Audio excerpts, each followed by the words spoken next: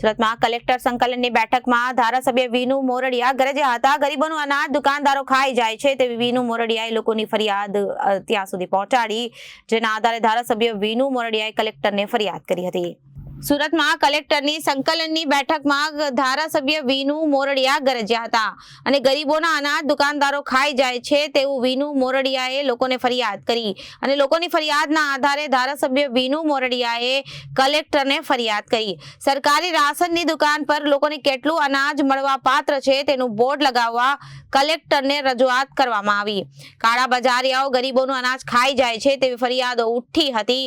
આ બાબતે ધારાસભ્ય વિનુ મોરડિયાએ લોકોની બહારે આવ્યા અને લોકો વિરુદ્ધ કડક કાર્યવાહીની માંગ કરી।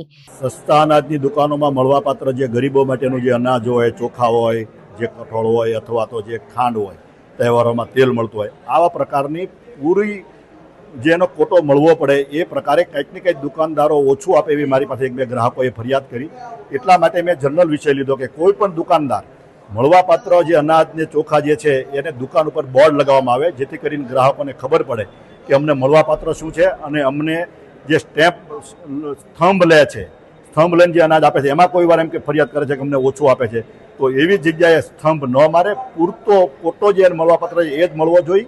આવું કોઈ પણ આવી માહિતી હોય અથવા તો કોઈને આવી રીતે છેતરવામાં આવે તો એ અમારા સુધી વાત પહોંચાડે અને અહીં કલેક્ટર સંકલનની ચર્ચા થઈ છે કે એને બોર્ડ મારવામાં આવે, જેથી કરીને ગ્રાહકોને, ગરીબ લોકોને સરકારની જે યોજના છે કે ગરીબો સુધી અનાજ પહોંચે એ પૂરતી યોજના સંપૂર્ણ લાગુ થાય એ માટેનો એક પ્રયાસ છે। Reporter Arvind Rathod, Janadesh news, Surat.